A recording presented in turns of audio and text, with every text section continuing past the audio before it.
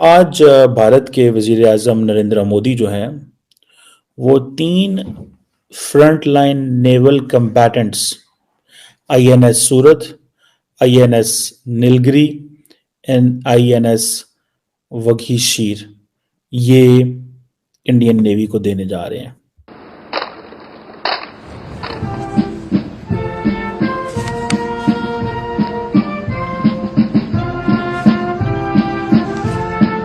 INS सूरत जहां एक विध्वंसक जहाज है, वहीं INS वागशीर एक पनडुब्बी है।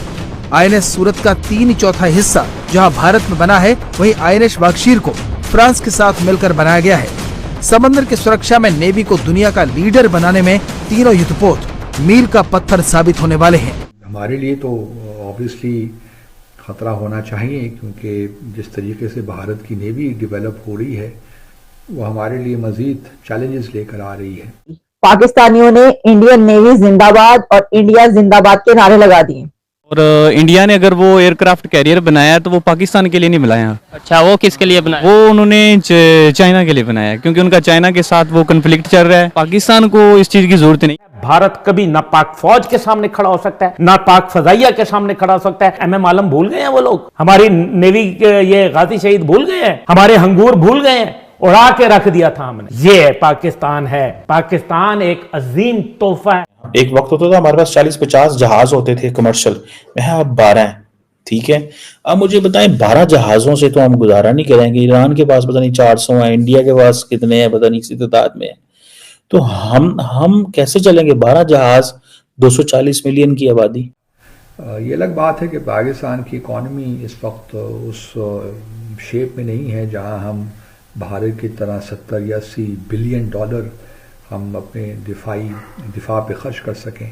लेकिन हमारा चूँकि दिफाई जो बजट है वो 8-9 बिलियन डॉलर है, वो भी बहुत मुश्किल से हम देते हैं, या क्योंकि हमारी इकॉनमी इस वक्त उस तरह नहीं है कि हम इससे ज़्यादा अफोर्ड कर सकें। ये देखिए समंदर में किसकी कितनी ताकत। वॉरशिप के लिहाज से अगर बात की जाए भारत की ताकत की, तो एयरक्राफ्ट कैरियर हैं 2, destroyer 12, frigates 12, corvettes 18, patrol vessel 137, mine warfare अभी नहीं है, पनडुब्बी 18, यानी कुल जहाजों की संख्या हो जाती है 294। ये है, पाकिस्तान का जिक्र भी कर लेते हैं। एयरक्राफ्ट कैरियर तो है ही नहीं। Destroyer 2, frigates 9, corvettes 7, patrol vessel 65, mine warfare 3, पनडुब्बियां 9, कुल जहाज हैं पाकिस्तान के पास 114। पाकिस्तान जैसे मुल्कों से अगर कंपेयर किया जाए तो पाकिस्तान तो कहीं दूर दूर तक ठहरता नहीं। हमारे पास कुछ भी नहीं है, ट्रस्ट मी। आई विश कि हम उसमें पैसा लगा सकें, हम पैसा लगा सकें, पैसा दे सकें, लेकिन हम उस तरह पैसा नहीं दे पा रहे।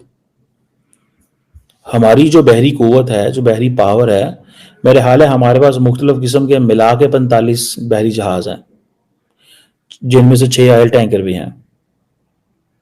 तकरीबन 5 पाकिस्तान के पास सबमरीन्स हैं। 8 एक सबमरीन्स ऐसी हैं जो पाकिस्तान सबमरीन्स एंड जो जहाज हैं वो जो हम तैयारी के मरहले में। सो अब मैं अगर आपको ये बताऊं कि इस वक्त इंडिया जो है बेसिकली वो जिसे कहते हैं ना, फोकस किधर है। देखें, अब इंडिया फोकस कह रहा है, क्वाड को ये कह रहा है कि we have to go for a 2 ocean strategy in the Indo Pacific. 2 ocean strategy होनी चाहिए। जो 2 ओशन स्ट्रैटेजी है, इसमें क्वाड नेशन जो है वो फर्स्ट टाइम, आपको पता है, जॉइंट ड्रिल्स कर रहे हैं टोक्यो के करीब, कोस्ट गार्ड। ये पहले कभी नहीं हुआ।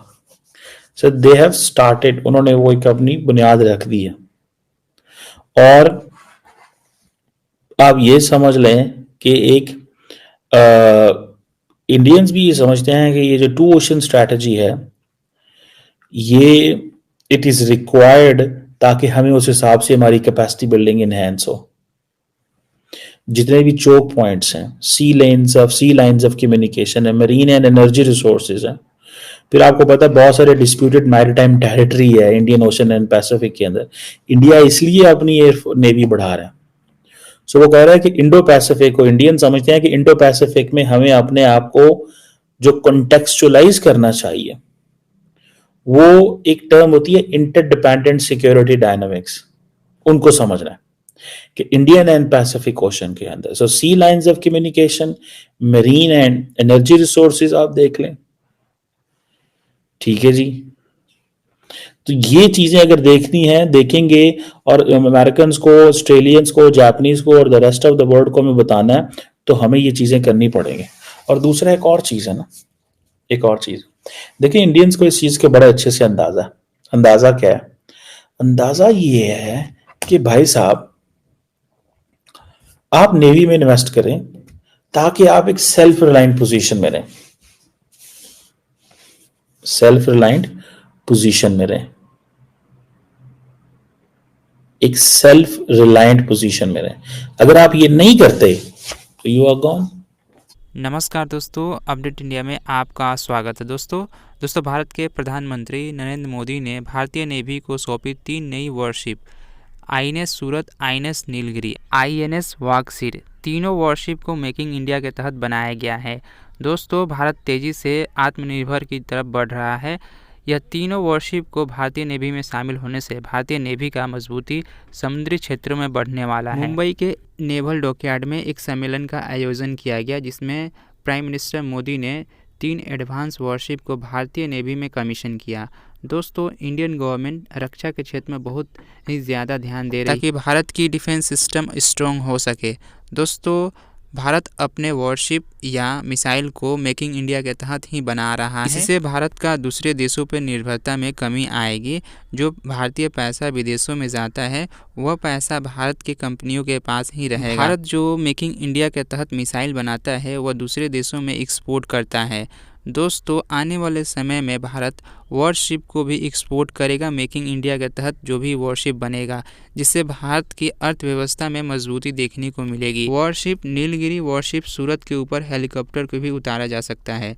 दोस्तों यह वॉरशिप डे नाइट में ऑपरेशन कर सकती है। इंडियन नेवी अपने आप को मजबूत करने में लगी हुई है।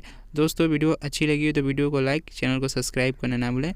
मिलते हैं नेक्स्ट वीडियो में।